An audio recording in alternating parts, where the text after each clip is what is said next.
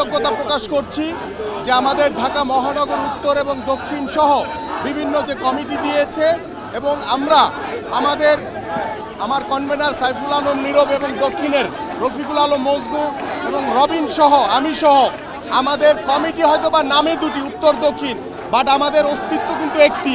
এবং আমরা এখানে 4 জন রয়েছি, 4 জন প্রয়োজনে আমরা 2 জন হয়ে যাব, প্রয়োজনে আমরা 4 জন থেকে 1 জন হয়ে যাব। আমাদের উদ্দেশ্য লক্ষ্য একটি, এই অবৈধ ফ্যাসিস্ট হাসিনা সরকারের পতন। এবং আমরা সেই উদ্দেশ্য নিয়ে আমরা বিগত সময়ে ঢাকা মহানগরে আমাদের সাংগঠনিক যে কর্মকাণ্ড রয়েছে সেটা চেষ্টা করেছি নিরলসভাবে সততার সহিত সাংগঠনিকভাবে পরিপূর্ণ করতে। এবং আমরা বর্তমানে যে দায়িত্ব পেয়েছি, আমি আমার জায়গা থেকে এবং আমাদের দক্ষিণ সহ উত্তর দক্ষিণ সহ আমাদের লক্ষ্য একটি, যে বাংলাদেশের জনগণের গণতন্ত্র ফিরে আনা, বাংলাদেশের জনগণের ভোটের অধিকার নিশ্চিত করা এবং বাংলাদেশের মাটিতে একটি অবাধ সুষ্ঠু নির্বাচনের মাধ্যমে জনগণের সরকার প্রতিষ্ঠা করা। এবং এই আন্দোলন আমাদের চলমান রয়েছে এবং হাসিনার পতন না হওয়া পর্যন্ত আমাদের এই আন্দোলন চলবে। এবং আমরা সাংগঠনিকভাবে আমাদের যে বিগত সময়ে যেই সব জায়গাগুলিতে আমাদের ল্যাকিংস রয়েছে আমরা দেখেছি দৃশ্যমান, সেই জায়গাগুলি আমরা পরিপূর্ণ করে কোনো দুর্বলতা আমরা আর রাখবো না ইনশাআল্লাহ। এবং আমরা সঠিকভাবে রাজপথে আন্দোলনের মাধ্যমে এই হাসিনার পতন ঘটাবো ইনশাআল্লাহ।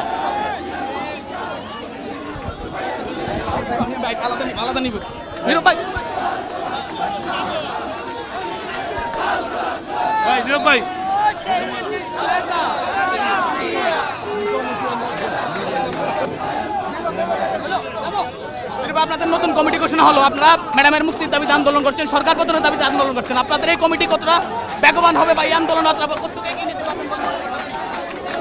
আমি প্রথমেই কৃতজ্ঞতা প্রকাশ করছি আমাদেরকে দায়িত্ব দেওয়ার জন্য আমাদের প্রাণপ্রিয় দেশনেত্রী বেগম খালেদা জিয়া এবং বিএনপির ভারপ্রাপ্ত চেয়ারম্যান তারেক রহমানকে।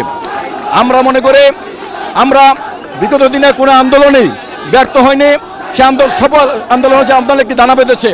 আমরা সেই দানা বেঁধা আন্দোলনকে একটি বিস্ফোরণ ঘটিয়ে আমি মজনু, আমিনুল এবং রবিনের নেতৃত্বে আমরা ঢাকাবাসীকে ঐক্যবদ্ধ করে আমরা বেগম খালেদা জিয়াকে এই ফ্যাসিস্ট সরকারের হাত থেকে মুক্ত করব।